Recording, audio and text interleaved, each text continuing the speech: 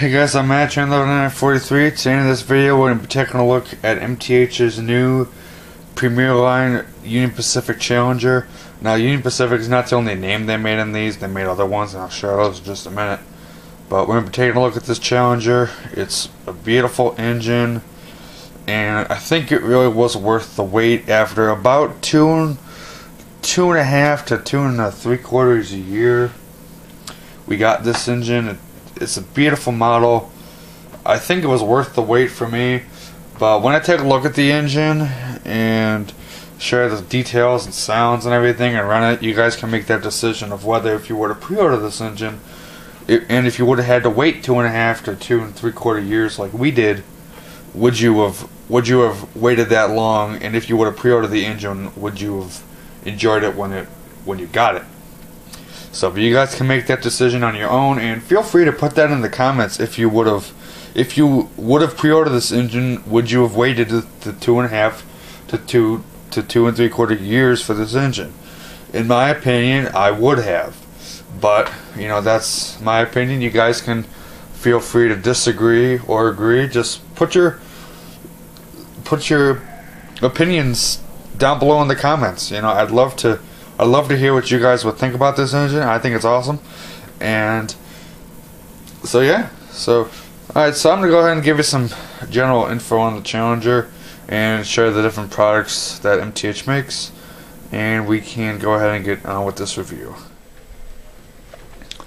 Okay, so the Challenger was first offered on MTH's 2011 Volume 2 catalog. You guys really can't see that too well, but that's the catalog. It was on page 67. You can see right here. Yeah, you guys really can't see this too well, but the road names that comes in is Union Pacific Black, road number 3711. That's a cool looking engine. You got the Union Pacific Gray with the silver stripes. That's road number 3976. You got Clinchfield number 673, Rio Grande number 3803, and then the Union Pacific two-tone gray with the yellow stripes, which is the model you see here. Now the catalog does a misprint. I don't know how well you can tell, but it says 3976, and this engine's number is 3980. So I think it was just a misprint on the cab number. But okay, so what I'm gonna do is I'm gonna give you a little bit of a background. Well, okay, before I do that, before I give you the background, all of the Challengers come as a -1 or a -2. So in this particular instance, the model you see here is 20-3481-1 or -2. The Denver Rio Grande is 3480. The Clinchfield is 3479. The UP two-tone gray with the silver stripes is 3478. Then the black UP is 3477. So, and that's the different item numbers. Okay, so the -1, that's the high rail wheel sets, which means out of the box it's made to run on a 3-rail track. And then the -2, that's the scale wheels, and that's meant out of the box to run on a 2-rail track. However, all of the Challengers, regardless of the ones you buy, all have the Proto Scale 3.2 compatible feature. And what that means is that you can take the scale wheel one, make it to run as a high rail one, or take the high rail one and make it to run as a scale one. So that's nice. Now, MTH does not make a conversion kit for the steamers, so you're just kind of gonna have to tough it out with what you have. So if you got the scale wheel one and you want to run it on a high rail layout, you're just gonna have to tough it out and run with the scale wheels. And same thing with the high rail trying to run on a scale. You're just gonna have to tough it out. There's no way to. MTH does not make a conversion kit for the steamers, and something tells me they never will, but I could be wrong about that. Okay, so for the info. Now all I'm going to be doing is reading it from right here. Now I'm going to have a text scrolling across the screen so you can actually follow along with me. Okay. So here we go. The first Challengers were conceived in 1936 as fast freight engines to replace the Union Pacific's fleet of three-cylinder 412-2 locomotives. With an extra cylinder for added power and a top speed of 45 miles an hour, the 412-2s have been successful freight engines which were built in 1926. But a decade later, they were considered slow and difficult to maintain. Well, let's be honest, what steam engine hasn't been difficult to maintain? Okay, but anyway. So the American Locomotive Works, ALCO, was commissioned to build what became one of the most successful fleet of articulated engines on any railroad. 40 Challengers were built in the 1930s. The pressure of wartime traffic brought an order of 65 more, with the bigger tenders and many minor improvements. The Challenger steam power was at its zenith. I think that's how you pronounce that. They incorporated all the technology that represented superpower steam, including roller bearings on all axles and drive rods, but none of the foolishness that characterized some of the desperate efforts to save steam in the post-war years. Most Challengers were assigned to freight duty, but a number were designated for passenger service. Now, our particular engine does have passenger sounds. Hustling 20-car trains across the mountains and deserts to California and Oregon at speeds up to 70 miles an hour. Those are passenger trains. It was a roundabout way that 6 Challengers ordered by UP ended up hauling coal through the Appalachians for the Clinchfield Railroad. In the midst, it's supposed to say, but it's a typo. In the midst of World War II, the War Production Board refused the Rio Grande's request to order new articulators of its own design from the Baldwin Locomotive Works. Instead, the board diverted the last 6 Challengers to the UP in UP's order to the Rio Grande, which turned up its nose at the locos and decided to lease them for the duration discussion, whatever you want to call it, rather than buying them. At war's end, the Rio Grande returned its unwanted engines to the government. 1947, the War Assists Administration sold the orphan locos to the Atlantic Coastline and Louisville and Nashville railroads, which put the Challengers to work on their own jointly owned subsidiary. The Clinchfield, Carolina and Ohio. Never heard of that name before. Thus a group of engines intended to speed over the western deserts and mountains ended up thundering through Appalachia. And then here's a little did you know. The UP apparently expected to get the remaining 6 Challengers they ordered after the war, but the U.S. government who owned them stored them in Salt Lake City until the striking deal sent them to the Clinchfield. So that's kind of good. Now, as far as the Challengers that are preserved, I don't know, and I guess if you want to search, see if there are any Challengers that are still. Well, I know the Union Pacific does have the 3985 Challenger that does the excursion runs, but I don't know if there are any preserved, like in museums or something like that. So, okay, so now I'm going to read you the features, which are right here. Now, again, I'm going to have them scrolling across the screen. Okay, so the features. We have a die-cast boiler and tender body. We got 1/48 scale proportions. A die-cast metal chassis.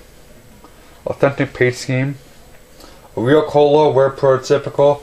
Now, the UP Black, the Clinchfield, the Denver Rio Grande, and this engine, the one you see here, do not have coal. Those are the oil burning ones. And again, it's a misprint in the book. It got coal, but it's oil, which that was kind of an upset. I think they should have redone the 3980 to look like it would be in the real thing. Okay, so then you got the metal wheels and axles. You got a constant voltage LED headlight. All the lights on this engine are LEDs. You got die-cast truck sides. You got a precision flywheel equipped motor. The locomotive speed controls and scale mile power increments. You got the wireless drawbar. This is one of the coolest features, I think, on the new MTH engines. You got the proto scale, 3-rail, 2-rail conversion compatible. That's what I was talking about with the wheels. You can run it on 3-rail, the scale wheel, the high rail. You can run it on 3 or 2-rail track. Got the remotely controlled proto coupler on that rear of the tender. You got the engineer and fireman figures inside the cab. You got the operating firebox glow. You got all kinds of metal handrails and decorative bell up on the front of the engine there. You got a decorative metal whistle. You got operating marker lights, lighted cab interior. You got the synchronized puffing smoke, the proto smoke system. Got the operating backup light. And then you got the Proto Sound 3 with the digital command system featuring freight yard proto effects or passenger effects. They should have put or passenger effects, but I think they intended for all these to be freight, which I don't, But then the unit measures about 32 inches long, so that's a good length there. So and then the high rail one operates on 072 curves, and the scale wheel run one operates on 42-inch radius curves. Now, as far as MTH's recommendation on the 072 curves, I'd stick with that. But if you want to be a daredevil, you can try to run this thing on like 063 or whatever other curvature you may have. But I would stick with MTH's recommendation 072. Now we don't have any way to test it on anything smaller than that, and I really don't care about it. But if you are really interested, I'd maybe talk to see if somebody has a lap that's got only like 063 curves or something like that, and bring this engine and try it if you own one. I mean, I know Bob Browncourt 1, he had a 054 switch, and he had an MTH Challenger, Pro 2 Challenger, it ran through it fine, but I don't know. Okay, so enough talk, let's go ahead and get to the details. Sorry the view isn't the best, but on the cow catcher part, you have a hidden dummy coupler, which is right here. You can go ahead and pull it out, and you got the little coupler. Now you can put out, there's a coupler in the box that you can put in there. We're not doing that, so don't bother asking for a video, because it's not going to happen. You got a movable coupler cut bar right up here. You got all kinds of nice detail, little air vents and things, You got an operating headlight, which has the Rule 17 feature, which they did it wrong in my opinion, but what can you do? Coming up on the smoke box part of the engine, you've got lighted marker lights, which are right here. You've got lighted number boards, and then that decorative bell. Now the front of the boiler does not open. It's molded in, which not a big deal for me, but if it is a big deal for you, then what can you do? Here's a look at one of the drive sections on the engine. I think this drive gear looks beautiful. There's a ton of it. And you gotta remember, this is articulated, so you got two sets. You got one here, then you got another one right there. So you got two sets of them, and so this thing looks like a monster when it's running down the rails. And what's interesting is that you got these little pipes here, and you can see the engine is on a semi-curve, so the engine's actually swung out a bit. And you can see that pipe is kind of extending. When you see the engine in action, you'll be able to see this better. On top of the engine, we got the nice smokestacks. Now these things are pretty big. Here's the size of my thumb against the stack, and I think you can tell there is a pretty good size of stack, But then you got the whistle here. Now let me tell you, if you were to activate the quotable whistle on this engine, the only thing that's missing is that great smoke out of the Vision Line one, but I'm not comparing this to the Vision Line one. Believe me, if I could, I'm not even going to talk about that. Okay, so, but anyway, let's continue. Coming down a little bit more on the top of the engine, you got all kinds of nice sand domes and, pop-off valves, little dynamo piece. And coming back here, you got some nice detail around here. Got an opening cab hatch back there. It looks nice, so it looks good. Okay, in between the engine, the tender, you got this nice deck plate. Now the deck plate is interesting because it kind of stays there, and I think that's kind of nice that it stays there. Now we have an MTH Mohawk, and that engine has a deck plate. The problem is it doesn't have an extender piece that kind of you know, this really won't move at all, which I think that was the way it was intended. Now what it's intended to do is it's intended to hide the drawbar, which you can see it's just a small little metal bar. You really can't tell in the video, but that's what connects the electronics from the engine into the tender. And I really think that MTH did a nice job with that. You don't gotta worry about a wire, and it looks much more prototypical. Now if it was a little bit higher, you can say, you know, there'd be like a oil being fed into the firebox, but you know, that's not that big of a deal to me. The tender, it's got a very nice set of trucks design here, which I think looks very, very nice. You got the nice oil area up top here, which is prototypical for these Challengers, or at least the modern ones, because they run on oil, they don't run on coal no more. Now back here you got these hatches here. Now this one back here in the middle, that one doesn't have anything in it. It's the right one and the left one that do. You got the volume and smoke potentiometers. Now on the bottom you have the DCS switch.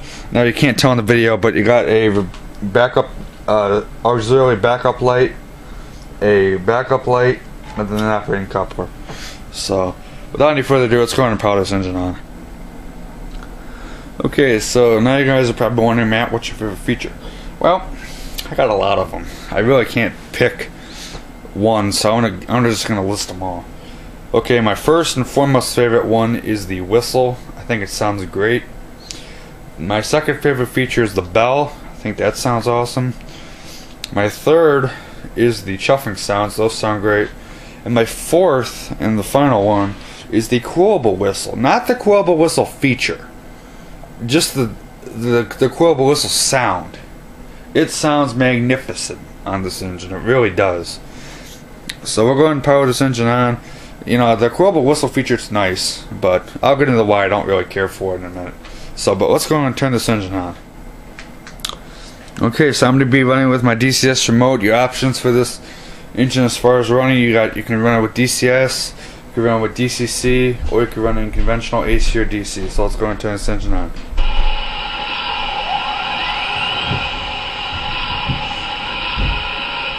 Believe it or not, the lights don't even flicker on this engine. I mean, it might. Sometimes LEDs on certain cameras will flicker, look like they're flickering, but this one doesn't. So that's kind of nice. Okay, I'm gonna get the smoke fired up. Okay, here's this beautiful whistle.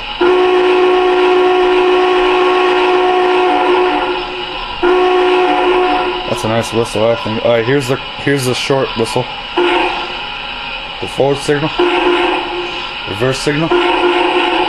This crossing sound, I gotta tell you, you want an engine that's got a beautiful crossing sound, just prepare to be amazed. So listen to this.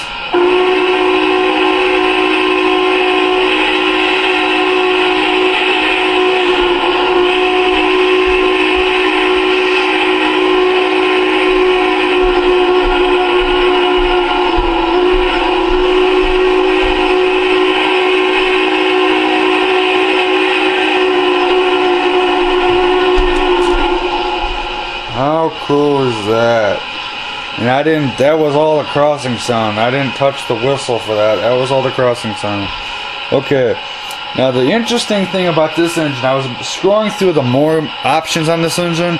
You actually have an air horn, which I think is interesting. So that's what here it is here. And that's this particular button right here. See this SIH? That's the horn. So I don't think it was intended to be that way, but hey. Okay, now the quotable whistle. You're going to use the SPW soft key. Now when I turn it on, it'll highlight the SAH. But anyway, so okay, so when I click on it, it'll say whistle. Now I know it's highlighting the SAH, but it's supposed to highlight the SPW, but it's not. So okay, so now when you got the whistle on, you cannot control the speed, but what you do is you can cool the whistle by using the quick wheel like this.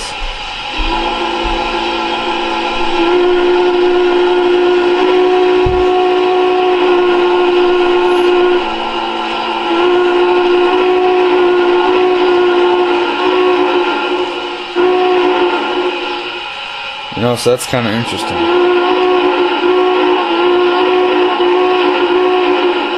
I typically like to use the quotable whistle. Now, if you want to activate the quotable whistle and still be able to control speed, you just press the thumb wheel in, then you can control the speed, and then if you press it again, you go back to the whistle. That's kind of interesting there. And then to shut it off, you just press the SPW soft key again. Alright, so that's good. Now this engine doesn't got passenger sounds, even though MTH said that all these are supposed to have freight. So I'm gonna go play the arrival sounds for you. Now we're arriving from Chicago on track 1, train number 11, the Portland Rose. The Portland Rose is the name of this train. Okay, here's this bell. I think you'll like this bell. It sounds really cool.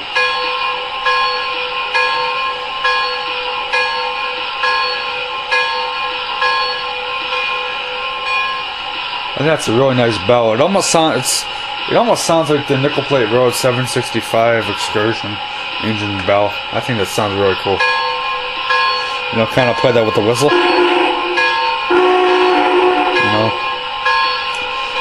Alright, so that's pretty cool. So I'm gonna go and couple it up to my train here. We can go ahead and get this thing pulling now. I got freight cars behind it, so but you know, so okay, so let's go and run it.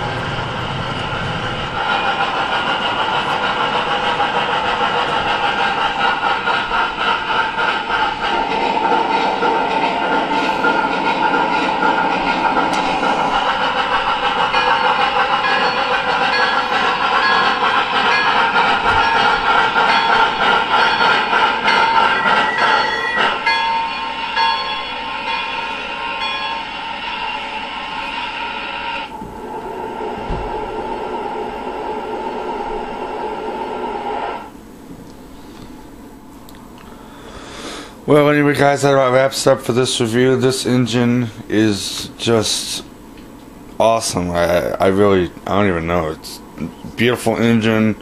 It runs great. It's probably one of my favorite engines because of the size. I love articulated engines. They're one of my favorite types of steamers. So it's just an awesome engine overall. Now, if you're interested in purchasing one, these engines retail for about $1,400.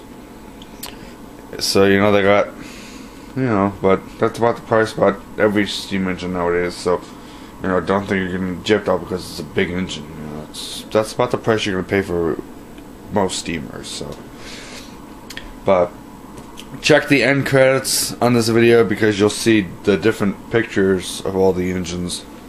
So, all the engines that are in the catalog. So, and then also check down below for the more info. I'll have links to the product page for all of the Challengers. And then I also have that info at the beginning of the video. I said about that info. I'll put that in the description so you can check out that too. So, alright guys, well, we'll see you later.